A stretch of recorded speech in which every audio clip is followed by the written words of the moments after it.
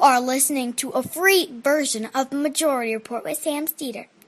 To support the show and get another 15 minutes of daily program, go to majority.fm, please.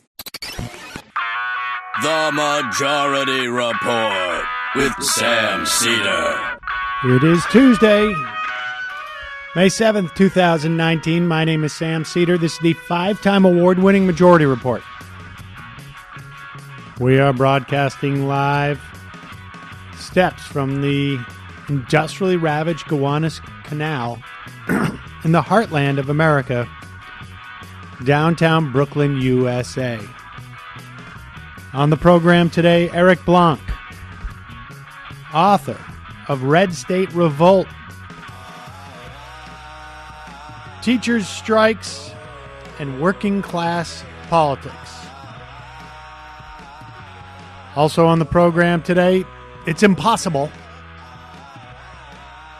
because, of course, there was no underlying crime, or so we've been told, but 500 prosecutors, 500 former federal prosecutors say Trump would have been charged with obstruction were he not president.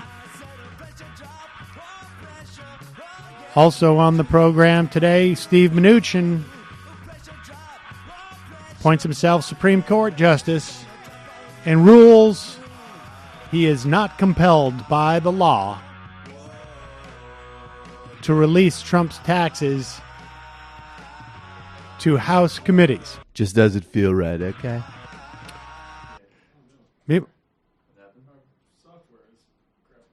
Meanwhile, Kamala Harris calls for full Trump tax repeal. Boeing knew about safety alert problems on the 737 for a year without telling the FAA. New York Attorney General sues IRS and Treasury for ignoring records requests. The White House Office of Management and Budget floats redefining poverty to make it harder for folks to get food and child support. Meanwhile, Donald Trump pardons a war criminal. And new video taken by Sandra Bland released prompts calls to reopen her case. All this and more on today's program, ladies and gentlemen. Forgive me. I have, I think you probably have already noticed, I have what I think is the early development of a cold, sore throat. My throat is slowly contracting, and I'm anticipating by the end of this program I will not be able to breathe. So we shall see and endeavor to persevere as we go forward. But I am buoyed by this Jerry Falwell tweet from yesterday. He writes, this is Jerry Falwell Jr. Sadly, the original Jerry Falwell has left the building, as it were, headed up, of course, to heaven, where guys like him go. And after the best week ever for Donald Trump, he writes, no obstruction, no collusion. New York Times admits Barack Obama did spy on his campaign, and the economy is soaring. I now support reparations. Trump should have 2 years added to his first term as payback for time stolen by this corrupt failed coup. This, of course, was retweeted by the President of the United States, Donald J. Trump. Hard cosign. Good tweet, good post. RT's equal endorsements. I mean, this is, Donald Trump's strategy is to, and there's going to be a theme here today, actually, is to rally the support of a narrow group of people in this country, to maintain the the support of his base. And we'll hear, too, I think, from Eric Blanc when we talk about the teacher strikes. For years, I've been doing this on, radio or in some form or another. And the least informed critique I have ever received about doing this stuff. The most consistent and least informed critique has been, you're just preaching to the choir. I think what people are starting to come to understand is it's the choir who actually determines the outcome of a lot of these things.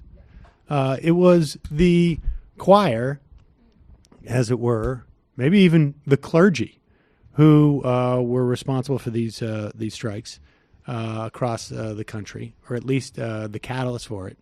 And we're starting to realize that I think there's broader understanding that more and more you have to play to your base. And not just play to your base, but motivate your base, because they are the people that go out and do all the work. There is a significant percentage of the American public who are simply along for the ride. And you need to have your base go pick them up at their homes and get them involved in stuff, whether it's voting, or these are not mutually exclusive activities, but activism and whatnot, organizing. And so Donald Trump knows this. I mean, he's trolling. And he writes following that, despite the tremendous success that I've had as president, including perhaps the greatest economy and most successful 2 years of any president in history. Tell me about it. Preach. They have stolen 2 years of my, and then he's kind enough to put in parentheses, our presidency, in more parentheses, collusion delusion, that we will never be able to get back. The witch hunt is over, but we will never forget. Which, of course, is a slogan about that they use about the Holocaust. We will never forget. Make America great again. And there it is. Donald Trump calling for reparations, hoping to get a 6-year term for his presidency. And, you know, you start to figure out the calculations. I think he's thinking, if I can stay in the presidency until my 80s, I am going to bet that no court will sentence me to prison after I get out.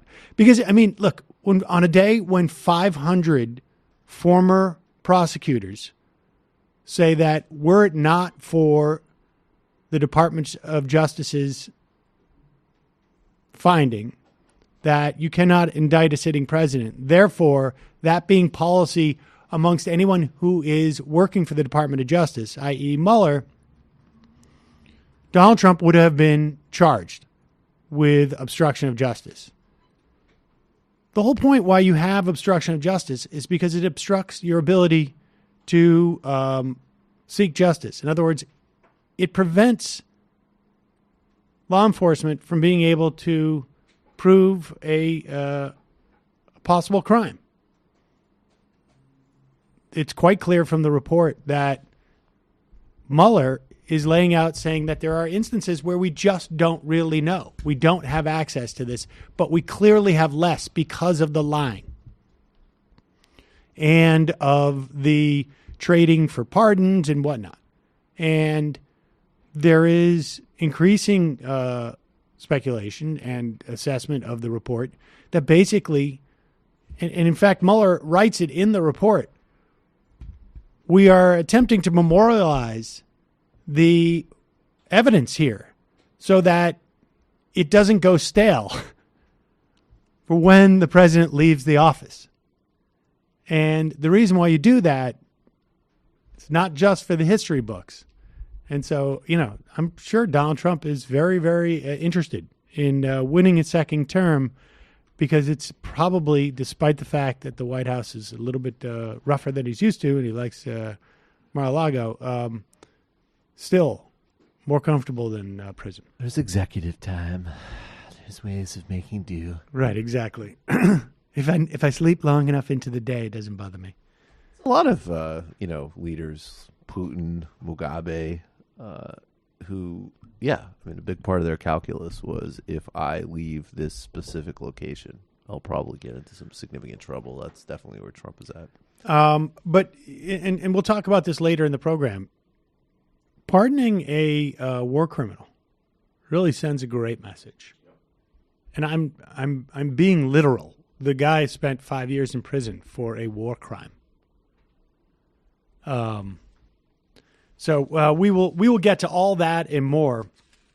And of course, we'll be talking to Eric Blanc, who I've spoken to a couple of times on Ring of Fire Radio, who has been covering really, I mean, the biggest element of what we've seen in a resurgence of labor actions across the country over the past year and change. In fact, I think there's one going on still right now in Tennessee involving teachers. We'll talk to Eric about that. In the meantime, folks, we're just a couple of days away from Mother's Day, and it's coming up, and there's nothing we wouldn't do to make sure the special moms in our lives are happy. Sherry's Berries has special Mother's Day berries designed just for Mom. They're topped with chocolate chips, pink shimmer sugar, and swizzles. I should note, because I see them so vividly in my mind right now. Those are 3 different toppings on the strawberries, all equally delicious. And you get to choose the delivery date to ensure that Mom gets your gift of Sherry's Berries exactly when you want her to. Better yet, your satisfaction is always guaranteed. The berries are delicious. They come packed in a sort of a cooler type of situation that keeps them absolutely fresh. Your mom will open up, and if you're smart, you will be there when they arrive, and you will get double order so that you can eat literally 6 of them, and she will still have plenty for herself. Don't wait until the last minute on this one. Visit berries.com today to order freshly dipped strawberries at $19.99 for Mom or moms in your life, and to make Mom really happy, or in my case, so that you can eat just as many berries as she does. You can double the berries for just $10 more. Mother's Day is Sunday, May 12th. Visit berries.com. That's BERRIES.com. Click on the microphone in the upper right-hand corner. Enter my code CEDAR. That's berries.com. Click on the microphone. Enter the code CEDAR. Not just for Mother's Day, but a very good gift for Mother's Day. Also, do you like the thrill of an escape room? Looking for clues and solving puzzles? I play a lot of Clue with my kids. Oh, really? Yeah, they really do like that. Introducing Hunt a Killer. It's a monthly subscription game where you become a detective immersed in a murder mystery. Each month you'll receive crime scene photos, evidence, motive, and a suspect information that you'll need to use to solve a crime. It's so interactive and convincing that it looks and feels real. You'll be racking your brain to solve the mystery and anxiously awaiting the next box of clues. It's perfect to play solo, during date night, or with friends for a game night so you can swap theories. Started to do this a little bit with Mile. It got a little bit intense for her. But it's cool. You wait for...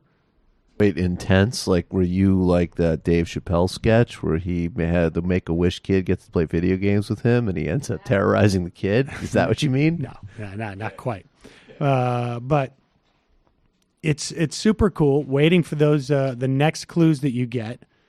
And it's nice to not have it all be, in your hand, as it were, with the phones. Right now, just for our listeners, you can go to huntakiller.com/majority for 20% off your first box. They only accept 200 members per day, so hurry up to take advantage of this offer. It's huntakiller.com/majority for 20% off your first box, huntakiller.com/majority. All right, we're going to take a quick break. When we come back, Eric Blanc.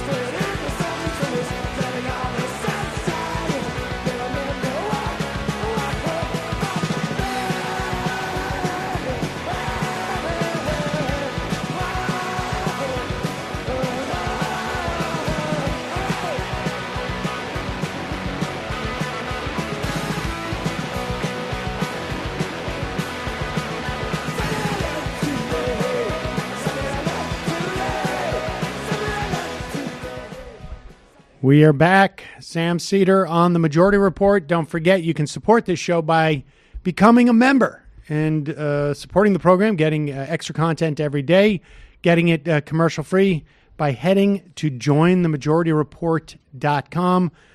Now on the phone, it's a pleasure to welcome to the program Eric Blanc. He is a former high school teacher, writes about labor, and author of Red State Revolt, The Teachers' Strike Wave, and Working Class Politics. Welcome to the program, Eric. Thanks for having me back on. So, Eric, we've spoken in the past on Ring of Fire as radio as a lot of these strikes were happening over the course of 2018, and we really did have a resurgence of labor activity by teachers, particularly in states that haven't seen much labor action in years. Let's start with West Virginia. What brought about that? What were the different forces that spurred that strike?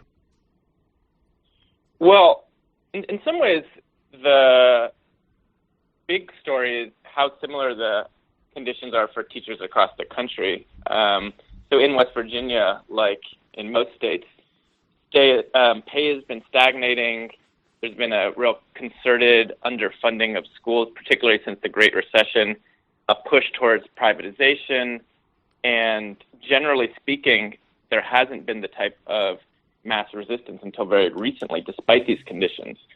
And so really one of the particularities of West Virginia is that, in part because there's no collective bargaining and the unions are relatively weaker, that created a bit of a political vacuum in which a relatively small group of radical teachers who first got organized together through the Bernie Sanders campaign and then the Democratic Socialists of America group that came out of that, they were able to take the lead in late 2017 to fight in the direction of a strike to stop a proposed increase of almost 2 times the cost for healthcare.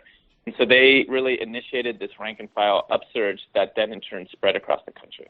So I guess the paradox here is that the lack of an institution allowed for more aggressive elements, I guess, amongst the teachers to step in, like is what you're saying. And let me ask you this: how much, before we go, any further with talking about the dynamics of these strikes, how much did No Child Left Behind and Race to the Top impact this? Because I just remember talking to elementary school teachers of my daughters, maybe 10 years ago, and them telling me, some of the older teachers saying that, the younger teachers who come in, they don't have the sort of same sense of what they can do as a teacher, and it disempowers them across the board. But was there any, was the so-called education reform movement of the late aughts, or the aughts and the early teens, was that implicated at all in any of this? Oh yeah, it's a huge part of the story, because really what you're seeing is, on the one hand, stagnating pay, worse working conditions, and in turn, combined with that, you have just the practice of being a decent teacher has been made much harder by this over-testing regime in particular, and an overall kind of disciplining and semi-authoritarian incursion into the classroom in which teachers are really prevented from having the necessary autonomy to be good teachers, and instead start teaching to the book, start teaching to the test. And so you have this combination of factors in which teachers want to do a good job. A lot of us get into the profession because we believe in what we are doing, but the corporate ed reform pushed by the Democrats just as much, and in some ways even more than the Republicans, made doing our job increasingly difficult. And that, plus the low pay and underfunding, has set up a very explosive mix. So, all right. So let's get back to West Virginia. And what was unique? Because West Virginia basically started a rash of strikes, if you will, that went from West Virginia to Virginia, Oklahoma, I guess North Carolina and Kentucky, Georgia, Colorado, Arizona, ultimately in LA this year, and South Carolina, North Carolina just in the past couple of weeks, not even past week or so. So, all right. So, but what was unique about West Virginia relative to those other states? Were there other elements? I mean, you talked about this, the political vacuum that is a function of it being a right to work state. Were there other dynamics that were taking place there that were unique to West Virginia? Yeah, there's a few things going on. There's a reason it started in West Virginia, and I think part of that is the history of labor militancy in the state. You know, this gets overdrawn a little bit. Some of the mainstream reports gave the impression that, you know, everyone there is coal miners' son or daughter, and it's not exactly like that. But there's an aspect of truth to that story, particularly in the beginning parts of the strike, where, you know, there was a very deep fear across the state in West Virginia, like in other states, to take an illegal action. These were strikes that broke the law. You know, public sector strikes are illegal in most states of the country, including West Virginia. And it took the initial kind of daringness and sort of courage of teachers in the southern part of West Virginia, Mingo County, Wyoming County, in which there really is still a very real tradition of labor militancy that does have its roots going back almost a century to the mine wars of the early 20th century. And there, they really put their neck out for the rest of the state and ultimately the rest of the country by doing some initial one-day walkouts that inspired other teachers across the state, and that in turn inspired people across the country. So I do think that history of labor militancy, at least in this pocket of southern West Virginia, served as a catalyst that explains why West Virginia was first. And just also, you know, outline for us, there are unions or associations there, right? I mean, explain to us just what the dynamic is in terms of like the institutions that exist there. And I'm curious as to what your sense is of what they learned. Oh, that's a good question. Yeah, there are actually 3 education unions in West Virginia. For the most part, like most unions across the country, they've limited themselves over the last years and decades to lobbying the Democratic Party, and that has been ineffective in large part because the Democratic Party went in power in West Virginia, which actually ran West Virginia for 80 straight years as almost one-party rule up until just 2014, you know, imposed really draconian budget cuts and anti-working class policies. So it's understandable why neither the unions nor the Democratic Party has a kind of enthusiasm that you know, one might expect. So the unions really had to get pushed into supporting these strikes. To their credit, for the most part, they did eventually come on board. The union leaderships were reticent, but under pressure ended up supporting the strikes. And that was important because the unions did provide resources and an infrastructure in West Virginia for the strikes to cohere, even if the leaderships of these unions didn't take the initial impetus. And so I think it's a little bit unclear, to be honest, what the lessons learned by the union leadership is. You know, we should distinguish the members from the top representatives. One of the exciting things about West Virginia and a lot of these other strikes is that in their wake, there's been thousands of people have joined the union, and some of these radical rank and filers who really pushed towards the strike have also won local, if not statewide, office and have pushed to build a caucus and to really do the type of transformative organizational and political change that would be necessary to have real lasting power and have a union that doesn't just have to get pushed at the last minute into supporting actions, but can actually initiate a strategic campaign. Okay, so you had this first strike in West Virginia. It was resolved about 3 weeks later, right? I think the first week of March or so, or maybe the second week of March. Yeah, that's right. And so how much And then we saw, shortly after that, we saw one in Virginia that was a little bit more limited.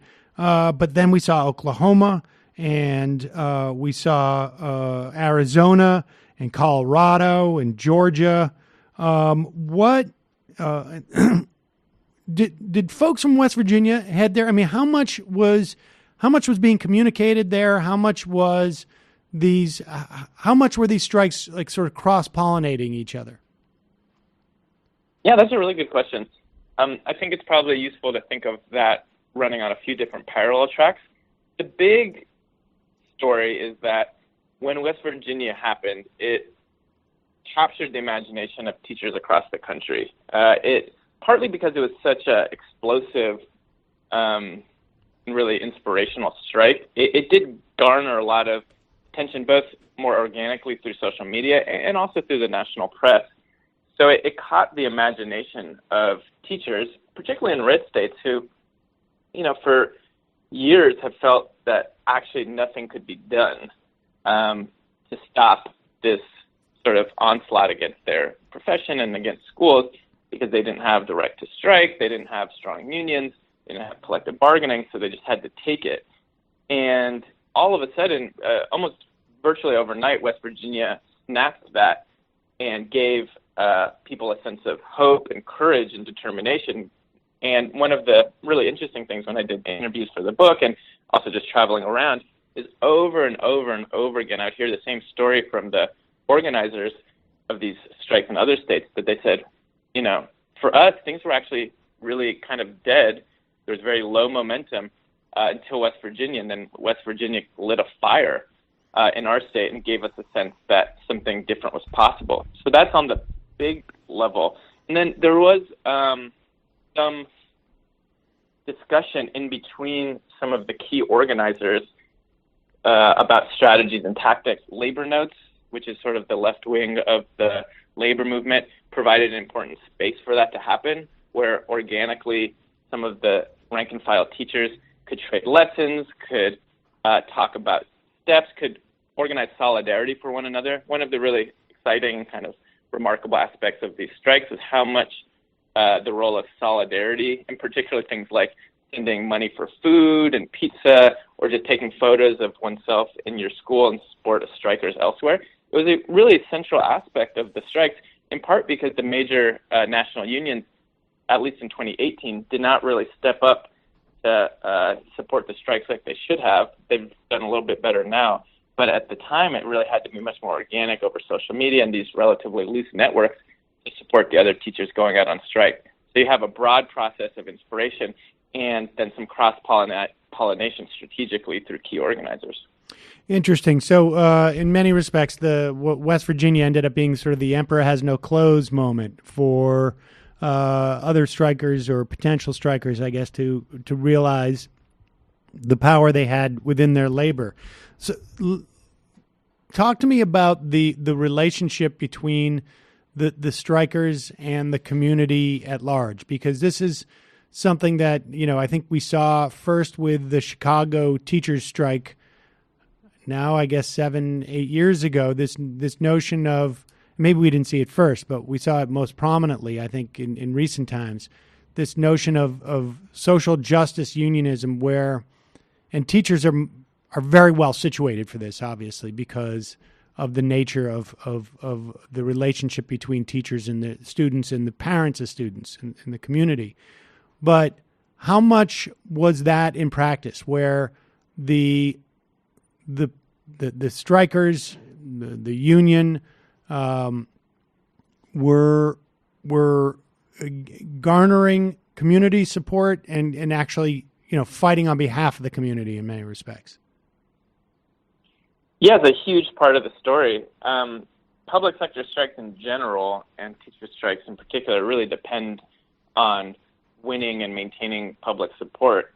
You can't really win a strike without that, because unlike in the private sector, you don't have the power to halt profits. And so your leverage in large part is by garnering public support, creating a crisis, and then channeling that anger and sort of crisis dynamic against the politicians. So the the need to win over the public is not a secondary question. It's really central. And as you mentioned, Chicago in 2012 did really set into motion a much broader understanding amongst teacher activists of the potential for this kind of alliance building. And so in West Virginia, that took a lot of different forms. Part of it, maybe most famously, was that the teachers, before beginning their strike, spent a lot of time preparing food and bagged lunches to give to their students, because in West Virginia, like in most states, working class students depend on the free lunch and often free breakfast provided. And so to undercut the media and politician narrative that teachers were hurting their students by going on strike, the teachers spent a huge amount of time and financial resources to make sure that food was provided. And in fact, after spending 8, 9, 10 hours on the picket line or at the Capitol, very often they would spend hours in the evenings hand delivering bagged lunches to families so that students could eat the next day. So small actions like that made a big difference, and then also bigger demands on behalf of students and really working class families generally were just as important. So in Oklahoma and Arizona, the major demands of the strike, in addition to pay, were just for more funding for students, that students needed to be able to have classrooms in which their chairs weren't broken, in which the roofs weren't leaking, in which they had textbooks 15 years old. And these types of demands made it clear to the public at large that the strikes weren't just quote-unquote greedy teachers, but were in fact strikes on behalf of students and parents as well. So what that particular element, and I'm curious as to, if there's any theories or, principles that have come out of the experience that these teachers have had that you spoke to, where that dynamic can be replicated in contexts where there isn't, it's just, frankly, just not so easy or in this instance, it's like, okay, the teachers have a very clear, advocacy role for their students. They have already pre-existing relationships with and benefit of the doubt from parents, right, who deal with them on a daily basis, very often want to talk to them anyways. How are those that element, right, extrapolated for, let's say, like people who are working in sanitation departments or people who are working, in the highway workers or whatever it is? Like, how is there been work on, as far as you know, not just, this cross-pollination in terms of teacher to teacher from state to state, but teachers to other public sector workers who have, communicating those ideas? Yeah, there's definitely initiatives in that direction. Part of the dynamic is, as you mentioned, that there is something strategic about the position that teachers are in as far as their direct interaction with a huge amount of public. That being said, if we take a step back, there's quite a few industries that are similar. So the most obvious parallel is healthcare, and a lot of healthcare is public. And so it's not a surprise, I think, that the other sector of industry other than education, where you've seen a significant number of strikes recently, has been healthcare. The dynamics are very similar. You have nurses struggling for lower nurse-to-patient ratios, which is an almost exact parallel to teachers fighting for lower class size, which was a major demand, for instance, in Los Angeles. So there's quite a few industries in which the public interface can be leveraged. And I think other public sector jobs are similar. You can make a case that if, for instance, you want better public transportation, well, you need to have more funding for public transportation. And part of that is hiring more workers. Part of that is expanding public transportation so that, for instance, you can move away from the fossil fuel complex. There's huge implications if you just take a step back around the Green New Deal for expanding the public sector and having unions who right now might be very narrowly focused on just the interests of their members. If they're able to raise the demand to expand public services for all and to lower costs, actually that's a very direct point of leverage that can be used. The reason it hasn't been is not because it's impossible, but for the same reasons it hasn't been leveraged in education until recently, is that you didn't really have enough rank and filers and radicals pushing in that direction. I think that one of the real particularities then of education is that for various reasons, you have more left-leaning workers, people who go into it maybe the profession because of social justice reasons. So you have a critical mass that can push. But historically, these other industries in the 30s, 40s, even well into the 50s, did employ a sort of social justice unionism in which they fought not just for their members, but for the working class as a whole. So I don't think there's a structural reason why that can't be spread. The main difficulty is just resources, and you need people pushing in that direction. I mean, are we when we look at this? Are we looking at when we say why now? Is it a function of just simply time plus deprivation? At one point, the camel's back breaks, or is it that there are people going into this profession now who have more radical ideas, or is it just simply a combination? I mean, is it? Are what we looking at? Sort of like the natural progression coming out of the financial crisis, that you have a generation of people who have much less opportunity, so they're much more open to the idea of fighting to get some basic pay and services, and they go into the teacher's profession, and this is a profession that has been repeatedly denied over years. I mean, is it a combination of those things, or is there one factor more prominent than the other? That's a really good question. I think it's hard to separate these out insofar as the general conditions that the economic recession and austerity and really decades of neoliberalism created are the same conditions that led a smaller group of people to become organized radicals. And so the way that context plays out is different for, let's say, a Republican voting teacher who went out on strike. They're ideologically not as committed to some sort of social justice strategy, but in practice are moving in the same direction and are willing to fight back. And then those same conditions certainly inform the trajectory of a smaller group of folks who radicalized through the Bernie Sanders campaign and then took the initiative on these strikes. So, taking a step back, what I see as the really unique thing about the strike wave is how reflective it is of broader social dynamics in the country. And it's one of the reasons why it doesn't feel, and there's no indication that this is a one-off, because, as you mentioned, it's a reaction against not just this or that policy, but really a generalized underfunding of the public sector. And I think in some ways it's reflective of a disenchantment with the political center and the status quo in the United States as a whole. So the same type of phenomena that you see with the rise of Bernie Sanders, the rebirth of a socialist movement through the kind of reborn democratic socialists of America and the strike wave, all of these both feed off of each other in very concrete ways and are reflective of a generalized push in the direction of more radical, more working class politics.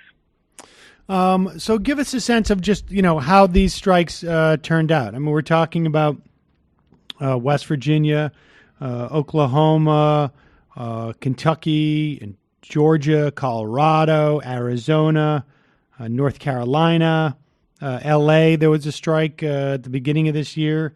There was one-day walkouts, if I'm not mistaken, in South Carolina and in North Carolina earlier, just last week. And Tennessee is having a sick out. What are these are all being successful? I mean, I've heard some talk at one point that West Virginia's teachers were going to go back out on strike recently. What has been the outcome of this? And then we'll get to, you're going to tell us what the future is going to bring. Oh, I'll be excited to hear as well what the future is going to bring. The short version is that these strikes have won more in about a year than decades of the old strategy of lobbying the Democrats. You've seen huge gains, 20% pay raise in Arizona, the defeat of charters and privatization in West Virginia. West Virginia won not only in 2018, but they had a new illegal 2-day political strike to stop a latest attempt by the Republicans to impose charters and vouchers in West Virginia, and they had another strike just this year. I think the Los Angeles strike in particular is really the highest, most powerful expression of the wave so far, and in some ways won the most because it wasn't just a defensive battle, but proactively put forward new demands to transform and win the types of public schools that, as their slogan said, the schools that our students deserve. So it won things like lower class sizes. It won anti-racist demands like a fund funded by the district to support immigrant families who are facing deportation. It stopped random searches of Black and Muslim students. A whole slew of real qualitative changes to the schools, in addition to more funding for nurses and counselors, things like this. So the story is that the strikes are winning. They've not come really close yet to the fundamental transformation and improvement of the school system. To do that, you can't do that in just one strike. You also probably can't do it solely through strikes. And that's part of the reason why in California and in some of the other states, there's an effort to now use the energy of the strike movement into creating a more strategic campaign around winning funding, really billions of dollars in funding for schools, and systematically defeating the privatization movement. So that requires a political intervention in the state, both by electing pro-education people and having initiatives and ballot initiatives. So I think that ultimately the movement has really just begun, and the exciting thing is that there's a cross-pollination between these strikes and things like the Bernie Sanders campaign, which is supporting the strikes, and then in turn the strikes are supporting the Bernie Sanders campaign, because I do think ultimately you're going to need political power to have the deep-seated changes. Strikes are amazing and important, but not enough on their own. I was going to ask you that as the last question. Do you think that the strikes and the success that these teachers associations and unions and just groups have had over the past year have altered the calculus with like the Democratic presidential candidates? I mean, maybe this is sort of a little bit outside your portfolio, but I'm wondering if and maybe presidential candidates is too broad. Like do they feel like these teachers feel like they have strength in their hand with politicians? Because I spoke to Randy Weingarten, and I think it was also the VP of the AFT. Maybe it was at the DNC in 2016. And one of the reasons why they articulated to me that they endorsed Clinton so quickly was they felt like they were shut out at the table during the Obama administration, when we did have the sort of the height of the corporate education reform movement. And Arnie Duncan, who represented all of that, came in and created this race to the top, I guess. Is there a different dynamic since these strikes? Yeah, very different dynamic. The proof is in the pudding as far as what works to change the national political conversation and what works to force elites, including the Democratic Party establishment, to change their tune. Contrary to the perspective of Randy Weingarten and most union leaders, it wasn't by getting a seat at the table through early endorsements that any of this changed, but in fact it was by building power independently of the state and employers and both parties that forced a change in consciousness around things like corporate education reform. So the illustration of that is now the Democratic Party, including people who have taken millions of dollars from charters, people like Cory Booker and others, have nominally distanced themselves from the charter movement. It's become quite controversial within the Democratic Party now to come out in favor of privatization. We shouldn't overestimate that, in the sense that the Democratic Party has a long history of making promises and breaking them. But the fact that now, at least nominally, they have to make gestures and talk about why teacher pay needs to go up, why privatization hasn't worked, is a game changer, and it legitimizes the struggle, and in turn is a reflection of the real impact that struggle has had nationally.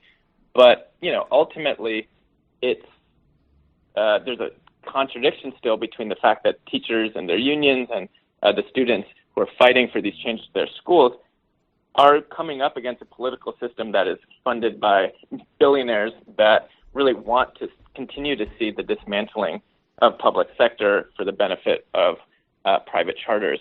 And that contradiction will play an important role in the 2020 debates. And we're hoping that through things like Educators for Bernie and Labor for Bernie, and then more strikes in general, that can force the issue of putting public education and the teachers' strike wave at the fore of what any viable contender to beat Trump will have to raise. And so that, in some ways, the stakes are pretty high.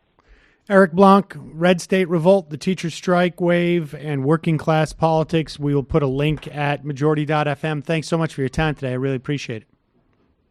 Great. Thanks for having me on. All right, folks. Going to take a quick break. Head into the fun half. Just a reminder, it is your support that makes this show possible. When you become a member, not only does an angel get its wings, but also you get more content. Nearly every single solitary day. On top of which, you get the show commercial free. So you will not hear commercials. But you can always go to the podcast descriptions to hear them. You just go to jointhemajorityreport.com. Sign up, become a member.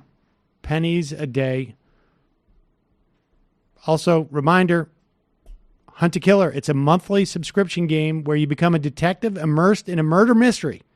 It's so interactive and convincing that it looks and feels real. Right now, just for our listeners, you can go to huntakiller.com/majority for 20% off your first box.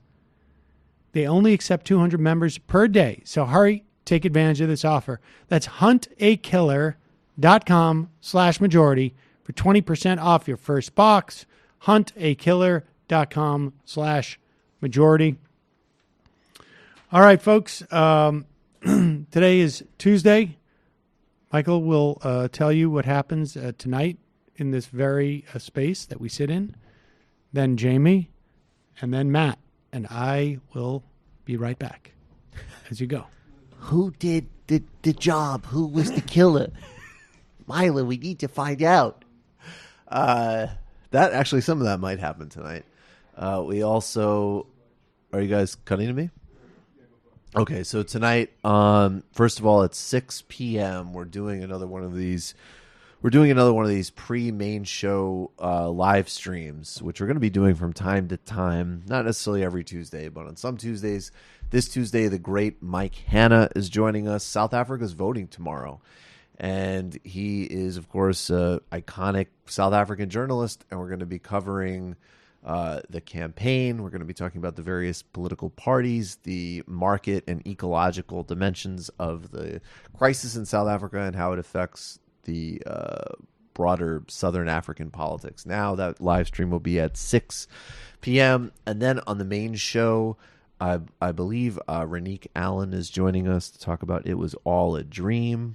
Biggie Smalls, Black Millennials. We're talking about Extinction Rebellion, and then the great Ben Burgess is in studio. We're talking about Marx, Hegel, the Zizek-Peterson debate, and a whole bunch of other stuff. Michael Brooks Show on YouTube, patreon.com/TMBS to get all of the illicit histories, idea primers, and theory readings.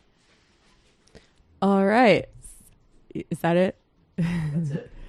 This week on the Antifada, we have unlocked our new series, Prolet Cult, in which producer AP Andy talks about UFOs, conspiracy theories, the paranormal, the parasocial, and the parapolitical from a Marxist perspective. Quick programming note on that. We unlocked it on Patreon, but only Andy has the raw file that we need to upload to our free stream on fans.fm. And he's currently in Cuba at the first ever Trotskyism conference held in Cuba, but he'll be back soon to put that into the stream for you guys. We also recorded an episode with Katie Halper over the weekend, which will be out tomorrow, in which we talk about the 90s, both the silly pop culture ephemera, as well as the real political and economic currents that had a real effect on politics today. We also sing a new parody song, or we start to, and we're going to sing the rest of it, or Katie is, at the live show on Friday, which I also want to plug. If any of you are in the New York City area, come out to Littlefield this Friday, 8 p.m. I'm going to be appearing at the Katie Halper and Struggle Session live show, along with Jake Flores, Matt Taibbi, and all of the Struggle Session folks. So check it out. Matt. Literary Hangover. Upcoming this weekend is going to be the Song of Hiawatha, a poem by Henry Wadsworth Longfellow. After that, it's going to be an essay for patrons of my Orweller series, George Orwell's Such Were the Joys, his time at private school, and also going to be in Rutger Bregman's Utopia for Realists in the coming months. Talk about UBI and this sort of promise and pitfalls of that policy. All right, folks. See you in the fun half.